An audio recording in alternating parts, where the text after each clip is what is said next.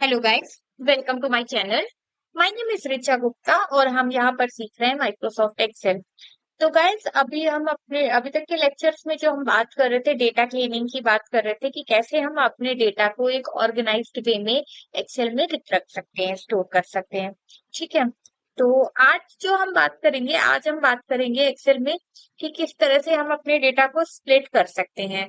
Data को जैसे कुछ अच्छे फॉर्मेट में नहीं होगा उसे, तो एक बार हम अपने डेटा में चलते हैं, तब आपको ज्यादा समझ आएगा। जैसे ये हमारा डेटा दिया हुआ है, ये हमारा डेटा है कुछ। ठीक है। तो अब ये डेटा देखो, देखने में बहुत ही ऐसा अजीब सा लग रहा होगा कि एक ही कॉलम में सारी वैल्यूज दी हुई है। इसको मैं थोड़ा सा जूम कर देती हूँ,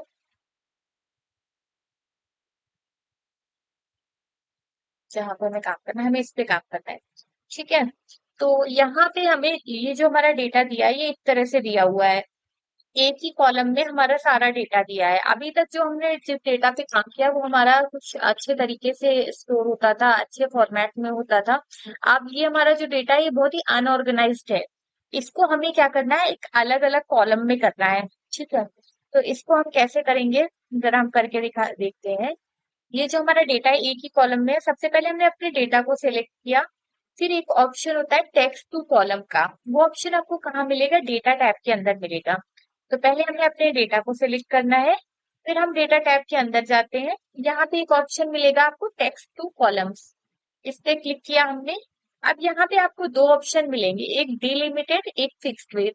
मैं आपको दोनों करके दिखाऊंगी। पहले हम डिलिमिटेड को समझते हैं। तो हमने डिलिमिटेड पे क्लिक किया, देन क्लिक ऑन नेक्स्ट। अब यहाँ पे ये आपसे पूछ रहा है कि आप किस बेसिस पे डेटा को डिवाइड करना चाहते हैं, डेटा को अलग अलग कॉलम में रखना चाहते हैं, किस बेसिस पे। तो यहाँ पे हमें जो दिख रहा है कि हमारा डेटा किस तरह से सेग्रीगेट है, ये स्पेस के हिसाब से है।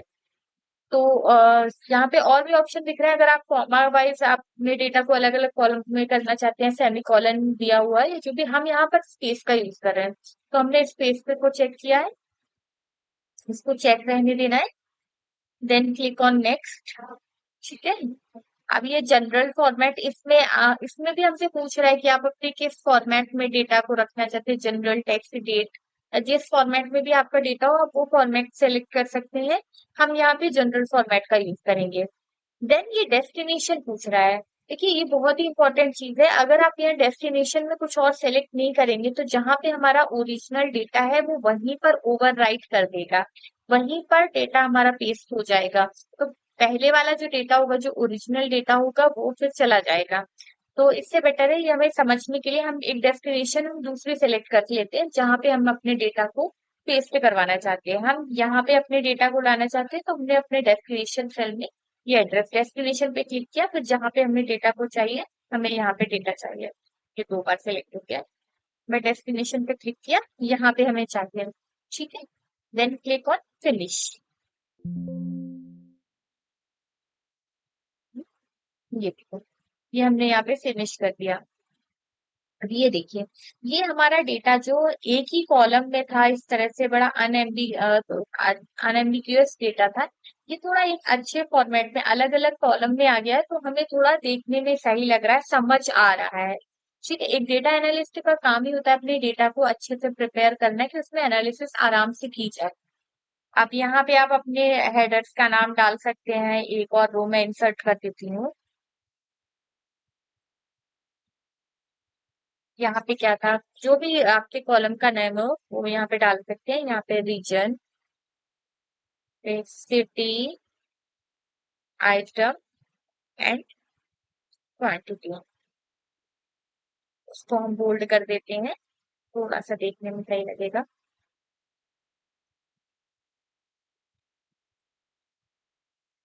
ठीक है।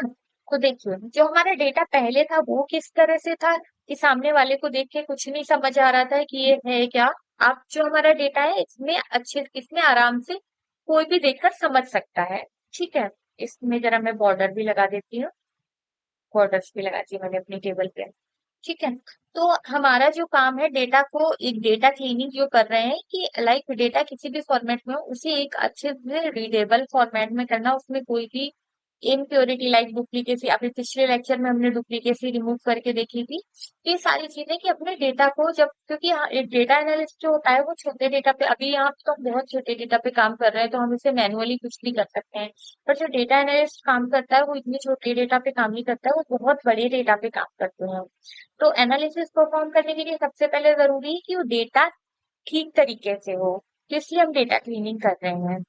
ठीक है, तो ये हमने टेक्स्ट टू कॉलम में डिलिमिटेड का ऑप्शन यूज करके देख लिया। अब जरा हम जो नेक्स्ट ऑप्शन था फिक्स विड्थ वाला वो हम यूज करके देखते हैं। तो हमारा इसमें, हाँ, ये हमारा डेटा है मान लो। अब इस डेटा को हमें करना है तो हम पहले सेम जाएंगे, डेटा अपना सेलेक्ट किया, डेटा टैब के अंदर जाएंगे, यहाँ पे ऑप्शन सेलेक्ट किया टेक्स्ट टू कॉलम। दो ऑप्शन हमें दिख रहे हैं, डिलिमिटेड फिक्स विड्थ, हमने फिक्स विड्थ सेलेक्ट किया, देन क्लिक ऑन नेक्स्ट। अब देखिए यहाँ पे ये आपसे पूछ रहा है कि ये किस तरह से आपको करना है। तो देखिए ये फर्स्ट वाला जो था ये हमें ऐसे ही रखना है, सेकंड वाला ऐसे ही था, थर्ड वाले में प्रोडक्ट हमका नाम हमारा है, इसमें बीच में हमने स्पेस दिया हुआ है, मैकबुक प्रो 2015। तो अगर हम उसमें करते डिलिमिटेड में स्पेस करके करते तो फिर ये मैकबुक के बाद वाला अलग कॉलम में हो जाता है, सारा अलग अलग कॉलम में हो जाता। तो इसलिए यहाँ पे हम फिक्स वेट का यूज करेंगे। अब जरा हम इसमें अपना चेंज करते हैं, जो हमें सेटिंग किस तरह से हमें चाहिए उसको हम यहाँ से हटा देते हैं। ये हमें क्या चाहिए, इस तरह से कुछ चाहिए। ठीक है, हाँ, तो इस तरह से हमारा दिखेगा। ठीक है, तो यहाँ पे click on next and then destination address select करना है, हमने यहाँ पे सेलेक्ट कर दिया, देन फिनिश। ये हमारा डेटा अलग अलग कॉलम में डिवाइड हो गया है, अच्छे से फॉर्मेट हो गया है। ठीक है, तो गाइस आज के लेक्चर में हमने देखा कि हम कैसे टेक्स्ट टू कॉलम ऑप्शन का यूज करके अपने डेटा को स्प्लिट कर सकते हैं। अगर एक ही कॉलम में डेटा दिया हुआ है, मल्टीपल वैल्यूज दी हुई, तो उनको स्प्लिट करके किस तरह से अलग अलग कॉलम्स में ला सकते हैं। ठीक है, तो आज के लेक्चर में इतना ही, मिलते हैं नेक्स्ट लेक्चर में, तब तक के लिए thank you so much guys.